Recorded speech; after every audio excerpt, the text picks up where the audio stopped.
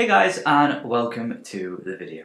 Today we're going to be taking a look at the Lumix S9, which is currently recording me, and how it stacks up against some of its competition, primarily the Lumix S5d. Now, I bought the Lumix S9 on Panasonic's website for £640, and I thought that was a pretty good deal for a full-frame camera in 2026. I mean, I think it's, other than the S5d, the cheapest new full-frame camera you can buy. Actually, Canon EOS RP exists. I think you can still buy that new. That might be the cheapest camera. Second cheapest, other than the S5d. So yeah, I think, first off, how's the video? Because normally these videos are shot on an iPhone 17 Pro Max, so it'd be nice to know if the video quality is improved. But also, what's this video going to do? Well, I'm going to run through a couple of video tests with the S9. I've gone around Durham and taken 100 photos that we're going to run through and just have a look at the best ones there and see what the colour science is like with the S9, low light performance as well. And I'm also just going to give you my thoughts on it versus the Lumix S5d at the end of the video. So yeah, that's pretty much it to start the video off. Let's hop over to Lightroom and see what the photos look like. Right, so we are in Lightroom now, and trying something new here. So I've got the Lumix S5d set up in my head while I'm going to scroll through some Lightroom pictures. So if this works, let me know if it's alright. So first off, we've got a bit of a nighttime picture, ISO 5000. It's really impressive noise performance here. I don't know if you can see this on YouTube, but it's basically noise free. So me just trying to do some star photography really. Quite like this. This is nice. Even though it does get quite a bit, there's a bit of noise in this ISO 5000, but not too much. Anyway, let's scroll through the videos. Right. The first picture, other than the picture of my living room that I just scrolled quickly past. Yeah, just in Durham, down a hill. I don't really know what this one's meant to show, to be honest. I'm literally just going to blast through some of these, to be honest. It's quite a nice one. One thing I will say about the S9 is that the autofocus is incredible compared to the S5d. Face detect autofocus really does make quite a big difference, so that is just one thing to keep in mind. Bit of rolling hills, you've got Durham Cathedral in the background. Quite like this actually. Let's. This green's a bit green. Oh, I've already done a bit of an edit on this already. Great. Bit darker. A little radio filter over the cathedral back there.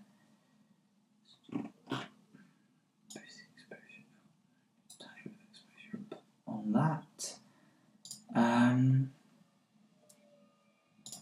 Yeah, I don't really want this to turn into an editing video, that's why I'm just showing the raws, but anyway.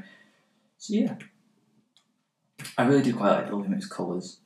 All these photos were taken with the 18 to 40mm kit, I guess you can say, lens. It's actually a really sharp lens to use, to be honest, and really quite recommended with the S9 because it's a nice and compact setup. So yeah, other than that, we've got some flower pictures here. These are actually really quite nice. I quite liked the little like close focusing distance of the 18 to 40, because while it's only an f4.5 to 6.3, you can get some quite nice background separation if you get up close enough to your subject, which is quite nice actually. So yeah. Alpaca, llama. Someone tell me what this is. Oh, yeah. Another one that I have already edited a bit. I took quite a similar shot on the Lumix S5d on the first video in this channel. So if you want like a comparison between the two, take a look at that. I mean, they are very similar cameras in terms of performance anyway. So yeah, I don't really know what these photos are showing, to be fair. It's literally just mainly little snapshots. Autofocus missed horrendously here and here. this was meant to be in focus. It did not end up being in focus, as you can see. Yeah.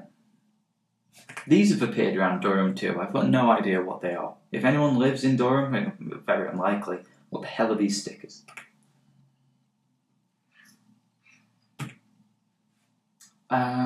Yeah, just literally snapshots. Then we've got the Communist Revolution of Durham that's apparently fallen apart, quite literally. Here. More pictures. This was nice. I like this. Nice warm glow from there. Just if we do a bit of an edit, actually. Radio gradient just in this window, make it a bit brighter. Blow out the window a bit. Yeah, that adds. Quite nice. So just for the comparison, so you can do Y, go on in that. Just a little comparison. Just a little edit. They're nice photos, you can't lie. You know, I really need to figure out how to get my lines straight in photography, because like this is, I think it's flat, like horizontally, but I'm stood at an angle, so it looks just weird perspective wise. I do quite like this photo though, with like the pretty vintage framing the house behind it quite well.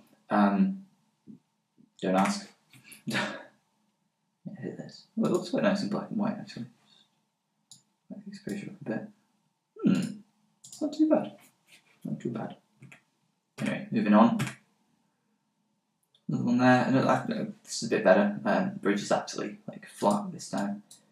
Again, nice framing of the house. Just here on image wise, it is pretty sharp to be fair. If you go in 300%, I mean, it's not like razor sharp, but it is pretty sharp. Cathedral, this was nice, foreground element, but whatever, doesn't really matter. We had a bit, oh that's 300% zoom, that's why it looks really noisy. Bit of noise creeping in here, ISO 3200, which is a bit of a surprise, but you know. What's here? Just some lamps. Again, I was just trying to look at what the colours would be like.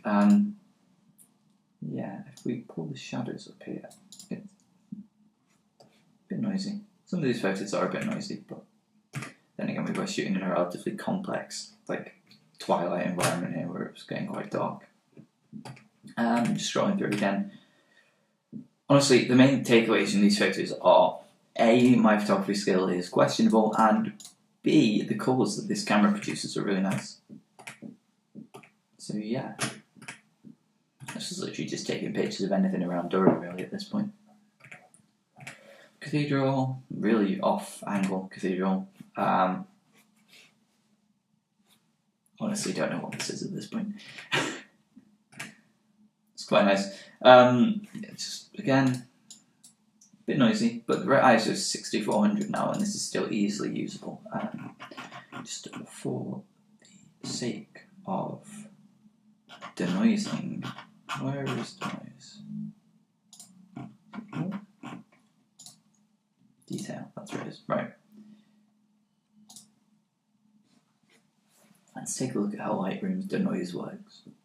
I've heard good things, so let's have a look. Wonder how the autofocus is holding up on the old S5d here. It looks to be alright from the screen. I hope this works, by the way, this whole format. I hope you can hear me, because I'm using the internal microphones from both cameras, which aren't exactly going to be great, but I hope they'll be decent enough for the purposes of a video. Wow, this is taking a while.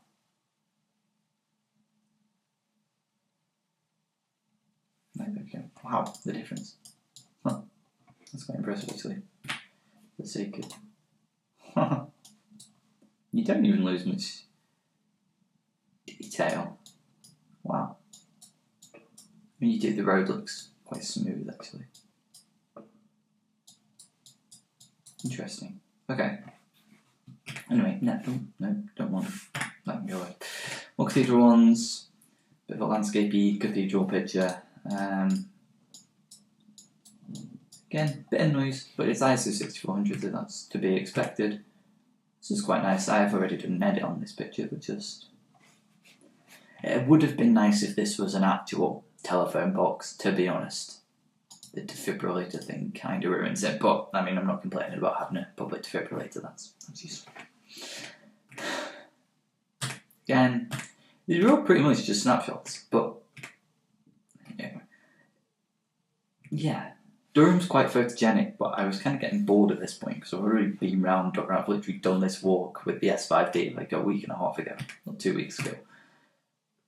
I liked this because I think there's been a leak on the street and it was getting some nice reflections. I've already pre-edited this, as you can tell, because it's in black and white. But yeah, I quite like this photo. I don't know why, it just gave some sort of, probably my favourite of all the photos I've taken so far. It just gave a nice vibe. Off. I was definitely being looked at in this photo. Again, Market Square in Durham. Honestly, yeah. The raw files on these cameras, by the way, is really quite playable. There's a lot you can do with them. Again, pretty much identical to another photo I took on the S5d in the video a couple of weeks ago, so you can go and check that out for a comparison. Yeah, this was funky. Building shot. Shows you how steep this bloody hill was.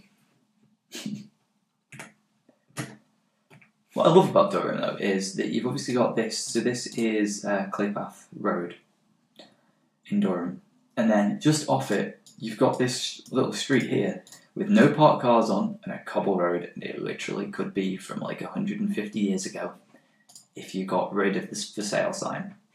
And yeah, it's quite nice actually, just the little bits of scenery you get around the city.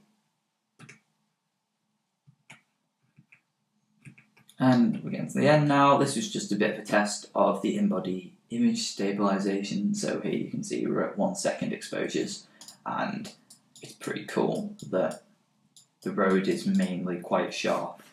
You can get some nice light trails. Don't know what's going on here, but they are not nice light trails. It's alright. But yeah, it just shows how good. I mean, I'm doing this over and over again just to prove the point that you can get these nicely stabilized images at long exposures handheld, and it's quite good actually. So yeah, that's all the photos done. I think now I'm just going to overlay a couple of little video clips just to show, well, I'd say there's only one real video clip just to show stabilization, and then I can do a little conclusion, and that's the video done. Anyway, see you in a minute.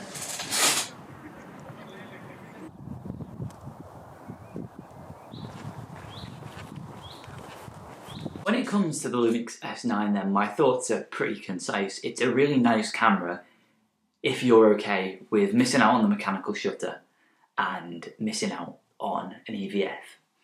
Now obviously those issues have been documented time and time again over the, 18 months, 19 months since this camera released, so I don't really think there's much point in bringing them up. But for a travel camera, for something that you can kind of, depending on what lens you use, fit in your pocket, it's a no-brainer. I mean, it's a full-frame sensor and a tiny body, and yeah, it's nice to use. It's a bit uncomfortable if you're going to hand-hold it, so I'd recommend a neck strap or something, just for walking around. So yeah, the stabilization is incredible in both photo and video. I mean, it's the same in the S5d, so not much has changed there. And what else is there? Low light performance at high ISO is quite sublime. And then versus the S5d, the main improvement is autofocus, because the phase detect autofocus in the S9 absolutely obliterates the contrast detect AF in the S5d. So yeah, I'd say from a beginner perspective anyway, the S9 is actually quite a nice camera to use when you first start out, I'd say. I mean, it's relatively affordable. The 18 to 40 kit lens you can pick it up with quite regularly on offer is a really nice lens. And yeah, alright, you don't have an EVF, which to be honest I'd probably recommend for a new photographer. But you do pick up on quite a nice image quality improvement, and you also get the in-body LUT feature, so you don't need to go away and edit all your photos. You can just upload LUTs from the Lumix app, and well, it saves you doing all this malarkey with Lightroom. So yeah. What do you think of the S9? Has anyone got one that's watching the video? Let me know your thoughts on it down below. Also, let me know your thoughts on the video. Has it been okay? Did you like the floating head thing that I've done while I was talking through the photos? I don't know. Yeah, that's pretty much it for today. So please, if you've enjoyed the video, feel free to subscribe, comment down below and like. And I'll see you in the next one. I hope you all have a good rest of your day.